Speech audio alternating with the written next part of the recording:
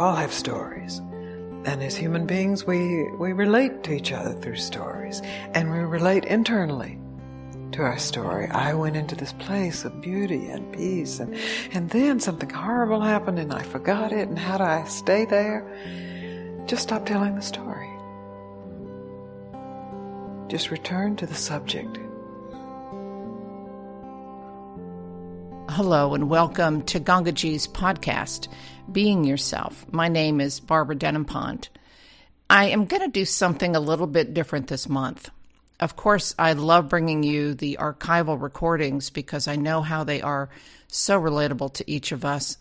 And I do have one that was recorded in Portland in 2010, and it's about cutting our addiction to our thoughts.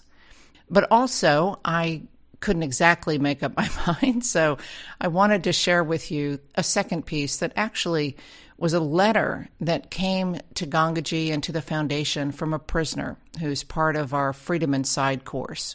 He wrote a beautiful letter, and we just wanted to share it with you because it's such a powerful opportunity to hear from our community of men and women who are living behind bars. So Gangaji's going to share that letter with us, and then we have a brief discussion about it afterwards. So that's enough said for sure. Let's take a listen. There's something closer than belief, something more present, more alive. Easy to say. No, not easy to say.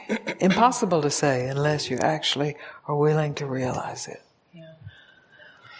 Well, for me, I struggle a little bit. Well, I can go into that place where... What place? In my heart. Okay, forget your heart. Okay. Who is it that goes into that place? Let's deal with that. Okay. Because she goes in and she leaves, right? She Right. forgets and she remembers. Let's concentrate on her. There are times when I can... No, let's just, you can get back to it, but Okay. let me have my way here. Okay. Please. All right. What about her? What about you? You that go into a place and you that remember and you that have these times and you that then don't have the times. And what about you? Where are you? When you turn your attention back to yourself, what's there? In this Quiet. moment. Peace. Joy.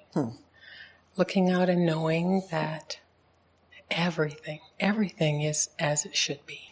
So is that a place or is that you? That's me. Okay. So you have to develop this, part of vigilance is developing the skill to overhear yourself. So when you overhear yourself saying, I go into this place and then I forget it, there's this I and this place. And then there's this memory that comes from this place that is located in this I-ness. You just forget about all of that and return to I. And what's there? Peace and See? joy. You see, because you followed me then. We went to a place and forgot. It's a story. Stories are wonderful. That's how we communicate as human beings. There's a story of this evening. This building has a story. These plants have a story. We all have stories. And as human beings, we relate to each other through stories. And we relate internally to our story. I went into this place of beauty and peace, and then something horrible happened and I forgot it, and how do I stay there? Just stop telling the story. Just return to the subject. You reel attention in then. Your attention is reeled in from the characters that you play in your story. From the victims, from the victors, from the places you visit, from the places you can't remember. You just return home. And that's how long it takes.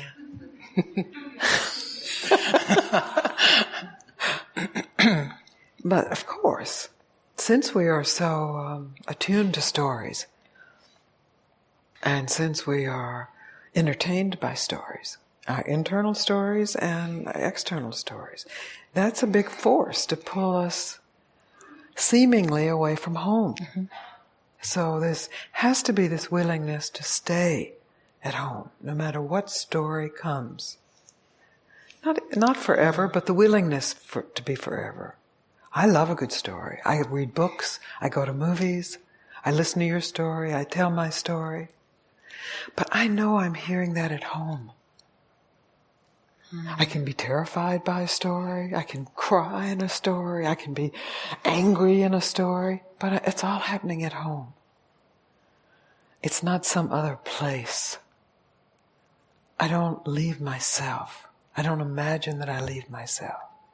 And for that to happen for me, I'll tell you my story, in case it's helpful for you, is my teacher told me to stop. He said, don't touch a thought. And since I recognized him as my teacher, and I knew this was my chance, I paid really close attention. He said, don't touch a thought. Then I wasn't going to touch a thought, and I didn't. And I discovered how easy it is, actually, to not touch a thought. The first thought that came up was, I'll never be able to do this. Because I'd read, it's impossible. I'd heard, you can't do that. He said, don't touch that thought. I didn't touch it. So what is that reacts? If you don't touch this thought. Ah, it's like that. just like that. That's right. Wow. Wow is right.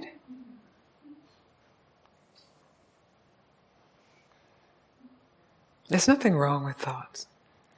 This is just a way of cutting the addiction to thoughts. Yeah. I'm addicted. Yes, of course we are, because it's one of our greatest powers. And we tend to get addicted to our powers. So in a way, it's surrendering this power for an evening, for a weekend, for as long as you like, but long enough that you know for certain that you are not a thought. You know that, no matter what thought comes. You know who you are. And that's then your thoughts themselves benefit from that. This is beautiful. Can you feel this? Do you see this? You show them what you're... because it's catchable. Yeah. And that's really what we have to give each other, this capacity to discover. To not rely on what we've been taught is possible or impossible. To actually inquire. Thank you so much. I'm so happy. This is the thanks, really, really. Thank you. It's no small matter, I mean, we can joke and laugh, and we must joke and laugh.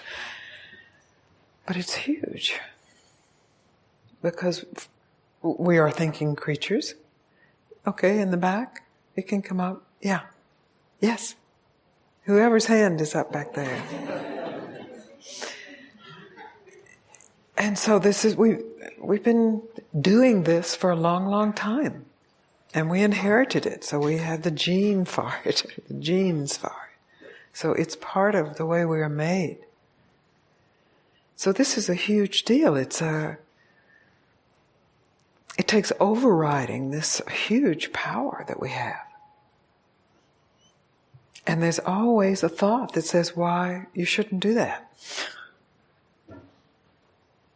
And so that's why it's so precious to be in a space like this, to have this evening where you can actually experiment for yourself.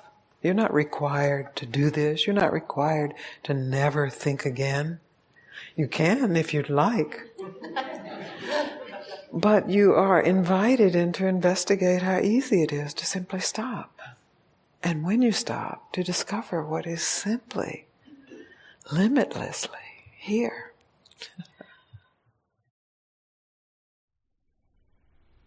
Now let's listen to Jeffrey's letter, a member of our Freedom Inside program for prisoners. Dear Gangaji, finishing Book 1 was the greatest awakening I have ever had. And without drowning you in details, you helped me to take back my life, one eternity at a time.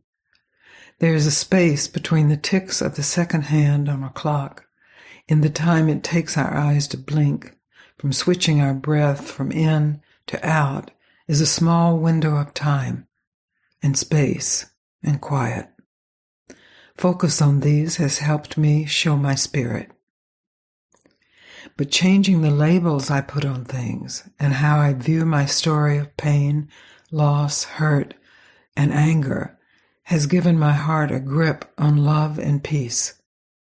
Surrender has been my mountain I climbed. But this too shall pass.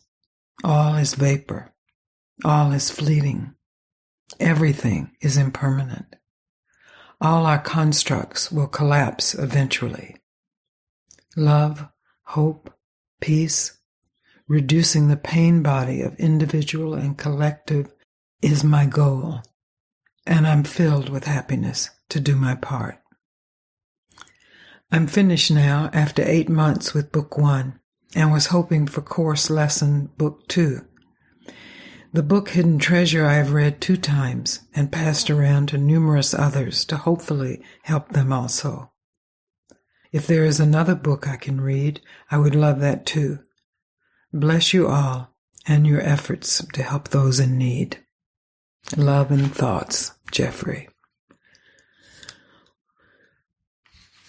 Well, I really wanted to share Jeffrey, this beautiful soul, with everyone. And your reading his letter brings it home. There it is. It's. In case we wondered, is anybody being affected by the newsletters, the books, the connection, the correspondence? Here it is. And of course, this is not the only letter we get, but it's just so here in this letter, so present. Well, you've been speaking to this particular community of men and women living behind bars for maybe 30 years now, at least close to 30 years. Yeah. And they've been such a central part of the Gangaji Foundation and their contribution to all awakening. And I recently read a piece where a young man wrote to us and said, I know I can make a difference in the world. And it just so touches my heart, to know that just even in prison, this invitation is alive. Well, it's such a teaching for those of us not in prison, that we are privileged to not be in prison. Because if we had a different government or if we had different rules, most of us would be. Most of the people who come to satsang are independent thinkers and have already chosen to live a life that's free of what was designed for them. So we're lucky we're not in jail at this point in time. And sometimes with that luck, we make assumptions about those people who are in jail, that they are somehow less than us, less intelligent. Certainly they're less lucky, and they have made, many of them, very bad choices. But very early on in going into the prisons in Colorado, I recognized these people who are responding to this, just as people respond outside prison, really have something to teach those of us outside. And that is that we are all oneself, and that the capacity of our minds, of our brains to recognize that is present everywhere under the worst of circumstances. When I would speak to people in Boulder, the meetings that were happening in Boulder then, the group, and there were hundreds of people in those big meetings, would just light up. They received so much transmission from the prisoners. So yes, we were going into the prisons and we were bringing the good thoughts of all those people into the prisoners. and certainly the transmission from Papaji and Ramana. But the prisoner's response was then a great gift to those on the outside. And it was also a challenge that we can find how to imprison ourselves very easily with our day-to-day troubles or just the tedium that may be present in living. But when you're really in prison and you really make that choice to be free, to investigate, to inquire, who am I? Then that just brings it home. What do you want? What is important to you? How are you living your life? So it's definitely been a two-way exchange, in and out.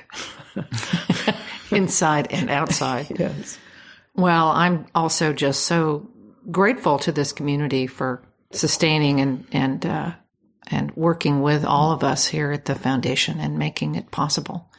And for you making it possible. Mm-hmm. And just that we can take care of each other in this way. It's just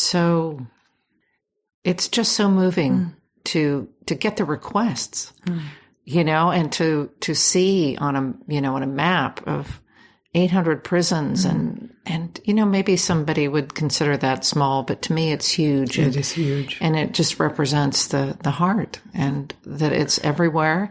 And this invitation finds its way mysteriously. It was huge when it was one prison. Yeah. It was astounding. That was that one prison for a while, and then it began to grow, and many prisons, and then in the prison politics, that can change at any moment. We can be shut out of prisons because it's not as if it's just what the people in prison want. It's the prison officials and making some kind of relationship there, proving that we are not a detriment to the prisoners. And so we've always had that balance of the relationship of how do we stay in with these people, men and women? How can we support them? And then their support for us is just the natural overflow of that. So, yeah, I'm so grateful for this program. It's really moving to me. And in some sense, it's the very heart of the foundation, because it is how are we offering what we have discovered, to whatever degree we have discovered it, to any who are interested. And that's what we do. We simply put the invitation out to subscribe to the newsletter, or we give the books free to the prisoners, and then we see who responds. And as we know from people who have been released from prison and then have become a part of the community, it's life-changing, and it gives them a fresh opportunity, just as it gives each of us a fresh opportunity to discover what is true. What is this life for?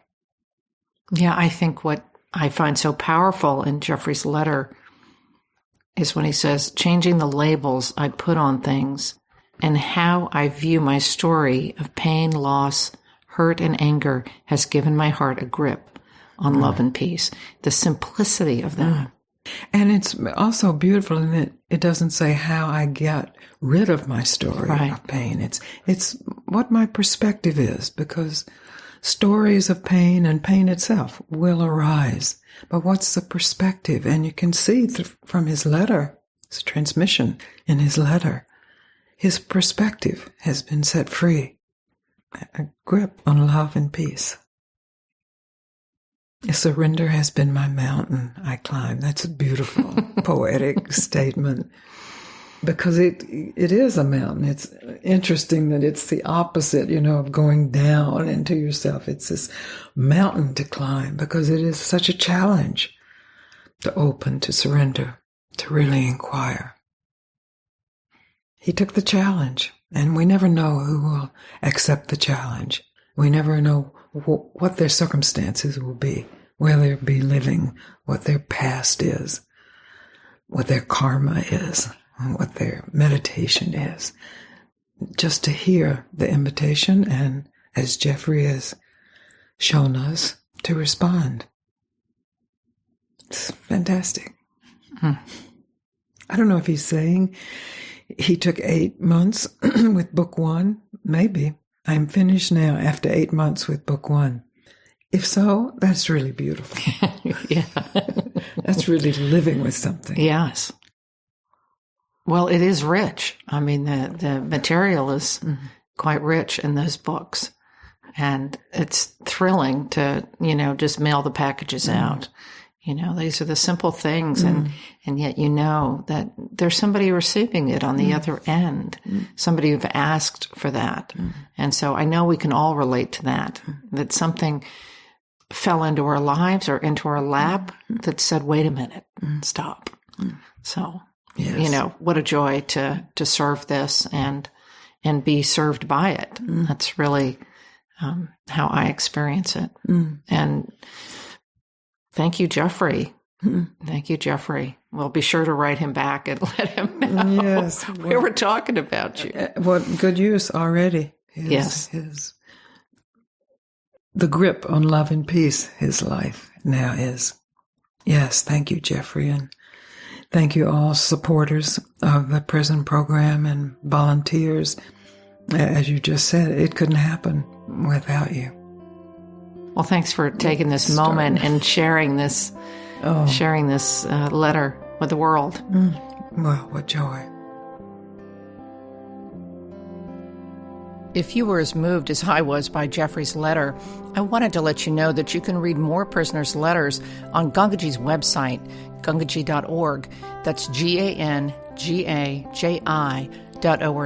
You can read more of their revelations and discoveries while living behind bars, and you'll discover they're just like yours. So visit the prison program section of the site, and you can also find on the website many more podcasts, articles, and Gangaji's calendar of events. Thank you so much for listening today. I'm Barbara Denenpont. Until next time.